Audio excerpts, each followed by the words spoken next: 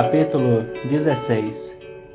Exímio praticante da arte da medicina, Brauer normalmente começava suas visitas hospitalares com bate-papos à beira do leito que ele graciosamente transformava em uma investigação médica. Mas não haveria bate-papo quando adentrou o quarto 13 da clínica Lawson na manhã seguinte. Nietzsche imediatamente anunciou que se sentia anormalmente saudável e que não desejava gastar seu tempo precioso conversando sobre seus sintomas inexistentes. Sugeriu que fossem diretamente ao assunto. Minha vez chegará novamente, Dr. Brauer. Minha doença nunca se desgarra por tempo demais ou longe demais. Mas agora que está em vacância, continuemos nosso trabalho nos seus problemas. Que progresso realizou na experiência imaginária que propomos ontem? Em que você pensaria se não estivesse preocupado com fantasias de Berta? Professor Nietzsche, deixe-me falar de outra coisa primeiro. Houve um momento ontem que você abandonou meu título profissional e me chamou de Joseph. Isso me agradou. Senti-me mais próximo de você e gostei disso. Embora nosso relacionamento seja profissional, a natureza de nosso discurso requer que falemos intimamente. Você concordaria, portanto, em nos chamarmos por nossos prenomes? Nietzsche, que organizara sua vida de modo a evitar tais interações pessoais, ficou embaraçado. Contorceu-se e gaguejou, mas, aparentemente não encontrando uma forma elegante de recusar, finalmente anuiu a contra-gosto. Ante a pergunta adicional de Brauer para saber se deveria chamá-lo de Friedrich ou Fritz, Nietzsche quase vociferou. Friedrich, por favor. E agora ao trabalho. Sim, ao trabalho. De volta à sua pergunta. O que há por detrás de Berta? Sei que existe um fluxo de preocupações mais profundas e sombrias, que estou convencido terem se intensificado alguns meses atrás quando passei dos 40 anos. Você sabe, Friedrich, uma crise em torno da marca dos 40 não é incomum. Cuidado, você tem apenas 2 anos para se preparar. Brauer sabia que essa familiaridade incomodava Nietzsche, mas que também partes deste ansiavam por contatos humanos mais íntimos. Não estou muito preocupado, arriscou Nietzsche. Acho que tenho tido 40 anos desde que cheguei aos 20. O que seria aquilo? Uma aproximação. Sem dúvida, uma aproximação. Brauer lembrou-se de um gatinho do que seu filho Robert encontrara recentemente na rua. Ofereça algum leite, dissera Brauer a Robert, e retroceda. Deixe-me beba tranquilamente, e se acostume com sua presença. Mais tarde, quando ele se sentir seguro, você poderá acariciá-lo. Brauer retrocedeu. Como descrever melhor seus pensamentos? Tenho pensamentos mórbidos sombrios. Com frequência, sinto como se minha vida tivesse atingido o cume. Brauer passou para se lembrar de como descrevera a Freud. Escalei até o pico, e quando observo além da borda para ver o que existe adiante, vejo apenas deterioração, a queda no envelhecimento, netos, cães, ou talvez dê um tapinha no centro calvo do couro cabeludo, simplesmente a calvície. Mas não, isso não está exatamente certo. Não é a queda que me incomoda, é a não ascensão. Não ascensão, Dr. Brauer? Por que não pode continuar a ascender? Friedrich, sei que é difícil quebrar o hábito, mas por favor me chame de Joseph. Joseph, então. Conte-me, Joseph, sobre não ascender. Às vezes imagino que todos têm uma frase secreta, Friedrich. Um tema profundo que se torna o mito central da vida da pessoa. Quando eu era criança, alguém uma vez me chamou de o rapaz infinitamente promissor. Adorei essa frase. Entoei-a para mim mesmo milhares de vezes. Muitas vezes imaginei-me um tenor cantando-a em um som agudo.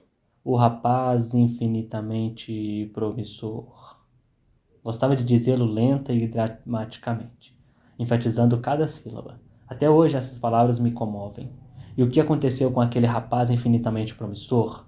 Ah, esta pergunta, formulo-a com frequência. O que ele veio a ser? Sei agora que há não mais promessa. Ela me se esgotou. Diga-me, o que quer dizer exatamente com promessa? Não sei exatamente. Pensava que sabia significava o potencial de escalar, de me alçar às alturas. Significava sucesso, aclamação, descobertas científicas. Mas provei o fruto dessas promessas. Sou um médico respeitado, um cidadão respeitável. Realizei algumas descobertas científicas importantes. Enquanto existirem registros históricos, meu nome será sempre conhecido como um dos descobridores da função do interior do ouvido na regulação do equilíbrio. Além disso, participei da descoberta de um importante processo de regulação respiratória conhecido como Reflexo de Henry Brauer. Ora, Joseph, não é um homem afortunado. Sua promessa não se realizou? O tom de Nietzsche era enigmático. Estaria realmente pedindo informações ou estaria dando uma de Sócrates e fazendo Brauer de Alcebiades? Brauer decidiu responder com base no significado visível. As metas se realizaram, sim, mas sem satisfação, Friedrich. De início, a euforia de um novo sucesso durava meses. Gradualmente, porém, foi se tornando mais volátil. Semanas depois, dias até horas. Até que agora o sentimento se evapora tão rapidamente que já nem penetra em minha pele. Acredito agora que minhas metas foram imposturas. Jamais foram um verdadeiro destino do rapaz infinitamente promissor. Muitas vezes, sinto-me desorientado. As antigas metas deixaram de funcionar e perdi o dom de inventar metas novas. Quando penso no fluxo de minha vida, sinto-me traído ou enganado, como se tivesse sido vítima de uma piada celestial, como se tivesse esgotado minha vida dançando a melodia errada.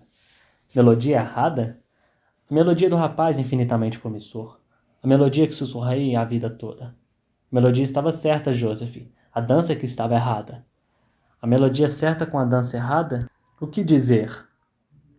Nietzsche permaneceu calado. Quer dizer que interpretei a palavra promissor erradamente? E infinitamente também, Joseph. Não compreendo. Poderei falar mais claramente? Talvez você tenha que aprender a falar mais claramente para si mesmo. Nos últimos dias, percebi que a cura filosófica consiste em aprender a escutar sua própria voz interna. Não me contou que sua paciente Berta se curou conversando sobre cada aspecto de seus pensamentos? Qual foi o termo que empregou para descrevê-lo? Limpeza de chaminé. Foi ela quem inventou o termo. Limpar sua chaminé significava desligar-se de modo que pudesse ventilar o cérebro, limpar a mente de todos os pensamentos perturbadores. É uma boa metáfora, observou Nietzsche. Talvez devêssemos experimentar esse método em nossas conversas. Talvez agora. Poderia, por exemplo, limpar a chaminé sobre o rapaz infinitamente promissor? Brauer voltou a reclinar a cabeça na cadeira. Acho que já te disse tudo. Aquele rapaz agora envelhecendo atingiu o ponto da vida em que não consegue mais ver seu sentido. Sua razão de viver. Minha razão, minhas metas, as recompensas que me impeliram pela vida. Se afigura absurda agora. Quando medito em como busquei besteiras, em como desperdicei a única vida que possuo, um sentimento terrível de desespero me domina. O que deveria ter buscado em seu lugar? Brauer sentiu-se animado pelo tom de Nietzsche, agora mais gentil, mais confiante, como se estivesse familiarizado com aquele terreno. Esta é a pior parte. A vida é um exame sem respostas certas. Se possível começar tudo de novo, acho que faria exatamente a mesma coisa. Cometeria os mesmos erros. Outro dia imaginei uma boa trama para um romance. Ah, se eu fosse escritor. Imagine isto. Um homem de meia idade que viveu uma vida insatisfatória é abordado por um gênio que lhe oferece a oportunidade de reviver sua vida mantendo plena memória da vida anterior. É claro que ele aproveita a chance, mas para seu espanto e horror, descobre que está vivendo a mesma vida, fazendo as mesmas escolhas, repetindo os mesmos erros, abraçando as mesmas falsas metas e falsos deuses. E essas metas em função das quais você vive, qual a origem delas? Como as escolheu? Como escolhi minhas metas? Escolher. Sua palavra favorita. Meninos de 5, 10 ou 20 anos não escolhem suas vidas. Não consigo raciocinar sobre sua pergunta. Não raciocine, recomendou Nietzsche. Apenas limpe a chaminé. Metas. As metas estão na cultura, no ar. Nós as respiramos. Todos os meninos com quem cresci inalaram as mesmas metas. Todos queríamos pular para fora do gueto judaico. Subir na vida. Ter sucesso, riqueza, respeitabilidade. Era o que todos queríamos. Nenhum de nós jamais se pôs deliberadamente a escolher metas. Elas estavam bem ali. As consequências naturais de meu tempo, meu povo, minha família. Mas elas não serviram para você, Joseph. Não foram suficientemente firmes para sustentar uma vida. Bem, talvez fosse bastante firmes para alguns, para os sem visão, ou para os medíocres que correm a vida toda atrás de objetivos materiais, ou mesmo para os que atingem o sucesso, mas têm o dom de continuar a mente e fixar novas metas fora do alcance deles. Mas você, como eu, é um homem de visão. Você olhou para longe demais na vida.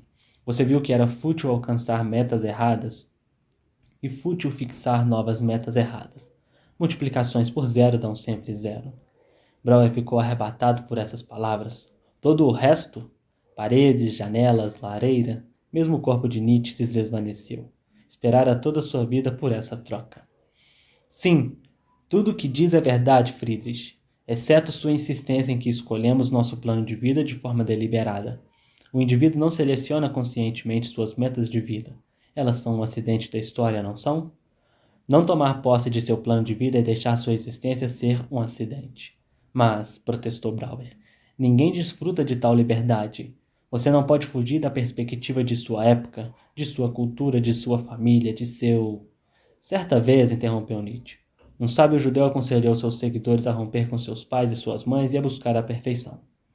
Esse poderia ser um passo digno de um rapaz infinitamente promissor. Essa poderia ter sido a dança correta com a melodia certa. A dança correta com a melodia certa. Brauer tentou se concentrar no significado dessas palavras, mas subitamente ficou desanimado. Friedrich, sinto uma paixão por tal conversa, mas uma voz interna não para de perguntar. Estamos chegando em algum lugar? Nossas discussões é etérea demais, distante demais da opressão do meu tórax e do peso em minha cabeça. Paciência, Joseph. Durante quanto tempo você disse que Ana O limpou o chaminé? Sim, levou bastante tempo. Meses. Mas eu e você não dispomos de meses, e havia uma diferença. A limpeza de chaminé sempre enfocava sua dor, mas nossa conversa abstrata sobre metas e propósito da vida parece distante de minha dor. Nietzsche, impassível, continuou como se Brauer não tivesse falado. Joseph, você disse que todas essas preocupações com a vida se intensificaram quando chegou aos 40? Que perseverança, Friedrich. Você me inspira a ser mais paciente comigo. Se você tem interesse suficiente para me perguntar sobre os 40 anos, tenho certamente que encontrar determinação para lhe responder. Os 40 anos, sim, aquele foi um ano de crise. Minha segunda crise. Tive uma crise anterior, aos 29, quando Raposer, o chefe do curso de medicina na universidade, faleceu durante uma epidemia de tifo. 16 de abril de 1871. Ainda me lembro da data. Ele era meu professor, meu defensor, meu segundo pai. Interesso-me por segundos pais, interrompeu Nietzsche. Conte-me mais. Ele foi o grande mestre de minha vida. Todos sabiam que ele estava me treinando para ser seu sucessor. Eu era o melhor candidato. Deveria ter sido escolhido para ocupar sua cátedra vaga. No entanto, isso não aconteceu. Talvez eu não tenha ajudado a acontecer. Alguém bem inferior a mim foi nomeado por razões políticas, possivelmente por razões religiosas. Não havia mais lugar para mim e transferi meu laboratório. Até os pombos que usava como cobaias para minha casa, passando a me dedicar integralmente ao consultório particular. Aquele, disse Brauer tristemente, foi o fim de minha carreira acadêmica infinitamente promissora. Ao contar que não ajudou a acontecer, que quis dizer? Brauer fitou Nietzsche com espanto. Que transformação de filósofo em clínico! Você desenvolveu ouvidos de médico. Nada lhe escapa. Fiz esse comentário porque sei que devo ser honesto. Entretanto, ainda é um ponto doloroso. Eu não queria falar a respeito. Porém, foi exatamente a afirmação que você selecionou. Veja bem, Joseph, no momento exato em que lhe peço para falar de algo contra sua vontade, esse é o momento que você escolhe para assumir poder, elogiando-me rasgadamente. Pois bem, você ainda insiste que a luta pelo poder não é um aspecto importante de nosso relacionamento? Brauer despencou de novo na cadeira. Não, de novo isso, pensou. Balançou a mão à sua frente. Não vamos reabrir este debate. Por favor, deixe para lá. Depois acrescentou. Espere. Tem um último comentário. Se você proíbe a expressão de quaisquer sentimentos positivos, então você ocasiona exatamente a espécie de relacionamento que previu que iria descobrir em vivo. Isso é má ciência. Você está adulterando os dados. Má ciência? Nietzsche refletiu por um momento e depois anuiu com a cabeça. Tem razão. Debate encerrado. Retornemos a como você não ajudou sua própria carreira. Bem, os indícios são abundantes. Eu protelei a redação e publicação de artigos científicos. Recusei-me a dar os passos formais preliminares necessários na nomeação para a cátedra. Não aderi às associações médicas corretas, nem participei de comissões universitárias, nem fiz os contatos políticos corretos, não sei porquê. Talvez isso tenha a ver com poder. Talvez eu recue da arena competitiva. É-me mais fácil competir com o Ministério do Sistema de Equilíbrio de um pombo do que com outro homem. Penso que é meu problema de competição que provoca tamanha dor quando imagino Berta com outro homem. Talvez, Joseph, você tenha sentido que um rapaz infinitamente promissor não deveria ter que cavar seu caminho para o alto. Sim, senti isso também. Mas qualquer que fosse a razão, foi o fim de minha carreira acadêmica. Foi a primeira ferida na mortalidade, o primeiro ataque ao meu mito de promessa infinita. Então, isso foi aos 29, e ao chegar aos 40, a segunda crise. Uma ferida mais profunda. Chegar aos 40 abalou a ideia de que tudo me era possível. Subitamente entendi o fato mais óbvio da vida, que o tempo é irreversível, que minha vida estava se consumindo. É claro que eu já sabia disso antes, mas sabê-lo aos 40 foi uma espécie diferente de saber. Agora, sei que o rapaz infinitamente promissor foi meramente uma ordem de marchar, que promissor é uma ilusão, que infinitamente não tem sentido e que estou em fileira cerrada com todos os outros homens marchando em direção à morte. Nietzsche sacudiu a cabeça enfaticamente. Você chama a visão clara de ferida? Vejo que você aprendeu, Joseph, que o tempo não pode ser detido, que a vontade não pode querer para trás. Apenas os afortunados captam tais verdades. Afortunado? Estranha palavra. Percebo que a morte se aproxima, que sou impotente e insignificante, que a vida não tem um verdadeiro propósito ou valor. E você chama isso de afortunado? O fato de que a vontade não pode querer para trás não significa que ela seja impotente. Porque, graças a Deus, Deus está morto. Não quer dizer que a existência não tenha propósito, porque a morte se aproxima. Não quer dizer que a vida não tenha valor. Todas essas são coisas que lhe ensinarei no momento oportuno. Mas já fizemos bastante hoje. Talvez até demais. Antes de manhã, por favor, revise nossa discussão. Medite sobre ela. Surpreso pelo súbito encerramento de Nietzsche, Brauer consultou seu relógio e constatou que ainda tinha 10 minutos disponíveis, mas não objetou e deixou o quarto de Nietzsche com o alívio do aluno liberado mais cedo da aula. Excertos das anotações do Dr. Brauer sobre Eckhart Müller, de 7 de dezembro de 1882. Paciência, paciência, paciência. Pela primeira vez, aprendo o significado e o valor da palavra. Devo manter em mente minha meta de longo prazo. Todos os passos ousados, prematuros neste estágio acabam em fracasso. Pense na abertura de xadrez. Avance com as peças lentas e sistematicamente. Forme um centro poderoso. Não mova uma peça mais de uma vez. Não saia com a rainha cedo demais. Está dando resultados. O grande passo adiante hoje foi a adoção de prenomes. Ele quase perdeu a voz à primeira proposta. Mal consegui conter o riso. Com todo seu livre pensamento, no fundo é um vienense e adora seus títulos, tanto quanto sua impessoalidade. Após chamá-lo repetidamente de Friedrich, começou a reciprocar. Isso fez diferença na atmosfera da sessão. Em poucos minutos ele abriu a porta uma pequena fresta. Aludiu a ter tido mais do que seu quinhão de crises e a ter 40 anos aos 20. Deixei passar despercebido por hora, mas tenho que retornar a isso. Talvez, por enquanto, seja melhor esquecer minhas tentativas de ajudá-lo. Melhor simplesmente me submeter aos seus esforços de me ajudar. Quanto mais genuíno eu for, quanto menos tempo manipular, melhor será. Ele é como Zig, tem os olhos de um falcão e distingue qualquer dissimulação. Uma discussão estimulante hoje, como os velhos tempos das aulas de filosofia do Brentano. Em alguns momentos fui envolvido por ela, mas terá sido produtiva? Repeti-lhe minhas preocupações com o envelhecimento, com a mortalidade e com a falta de sentido da vida. Todas as minhas meditações mórbidas. Ele pareceu estranhamente intrigado por meu antigo refrão do rapaz infinitamente promissor. Não estou certo de ter entendido seu objetivo ainda, se é que existe um. Hoje seu método está mais claro para mim. Como ele acredita que minha obsessão coberta serve para me desviar dessas preocupações existenciais, o intento dele é confrontar-me com elas, trazê-las à tona, provavelmente aumentar ainda mais minha aflição. Daí, ele agliona sem dó e não oferece qualquer ajuda. Dada a sua personalidade, é claro que não tem nenhuma dificuldade em fazê-lo. Ele parece acreditar que um método de discussão filosófica me afetará. Tento mostrar a ele que tal método não me afeta. Mas ele, assim como eu, vai experimentando e improvisando métodos enquanto avança. Sua outra inovação metodológica de hoje foi empregar minha técnica de limpeza de chaminé. É-me estranho ser o limpador e não o supervisor. Estranho, mas não desagradável.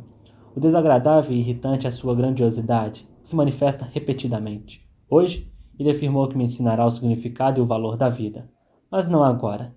Ainda não estou preparado para isso. Anotações de Friedrich Nietzsche sobre o Dr. Brauer, de 7 de dezembro de 1882. Finalmente, uma discussão digna de minha atenção. Uma discussão que prova grande parte do que pensei. Eis um homem tão oprimido pela gravidade sua cultura, sua posição, sua família, que jamais conheceu sua própria vontade. Tão preso à conformidade que parece espantado quando falo de escolha, como se estivesse falando uma língua estrangeira. Talvez a conformidade sufoque os judeus. A perseguição externa une um povo tão estreitamente que o indivíduo singular não consegue emergir. Quando o confronto com o fato de que me permitiu que sua vida fosse um acidente, ele nega a possibilidade de escolha. Ele me diz que ninguém imerso em uma cultura dispõe de escolha. Quando delicadamente o confronto com a ordem de Jesus de romper com os pais e a cultura na busca da perfeição, ele declara que meu método é etéreo demais e muda de assunto. É curioso como ele teve o conceito ao seu alcance em uma idade precoce, mas nunca desenvolveu a visão para enxergá-lo. Ele era o rapaz infinitamente promissor, como todos nós somos, mas nunca entendeu a natureza de sua promissão. Ele nunca compreendeu que seu dever era aperfeiçoar a natureza, superar a si mesmo, sua cultura, sua família, seu desejo, sua natureza animalesca brutal, para se tornar quem ele foi, o que ele foi. Ele nunca cresceu, ele nunca se desvencilhou de sua primeira pele, ele confundiu a promissão com a realização de objetivos materiais e profissionais. E quando alcançou esses objetivos sem jamais ter aquietado a voz que dizia torna-te quem tu és, recaiu no desespero e infectivou a peça nele pregada. Mesmo agora ele não capta a verdade. Existe esperança para ele? Ele ao menos pensa sobre as questões corretas e não recorre a embustes religiosos, mas é medroso demais. Como lhe ensinar a se tornar rijo?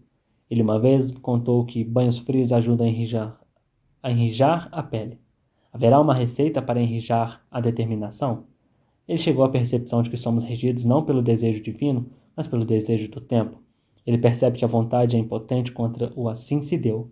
Teria a habilidade de lhe ensinar a transmutar o assim se deu no assim o quis? Ele insiste em que chamar pelo prenome, embora saiba que não é minha preferência. É um pequeno tormento. Sou forte bastante para lhe conceder essa pequena vitória. Carta de Friedrich Nietzsche a Louis Salomé, de dezembro de 1882. Lou.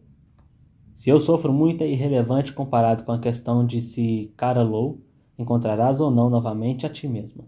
Jamais lidei com uma pessoa tão infeliz como tu. Ignorante, mas atilada. Useira e vezeira em exaurir o conhecido. Sem gosto, mas ingênua nessa deficiência. Honesta e justa em questões miúdas por teimosia geralmente.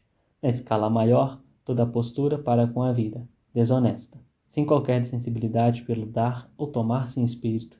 Incapaz de amar. No afeto sempre doente e próxima da loucura. Sem gratidão, sem vergonha para com os benfeitores.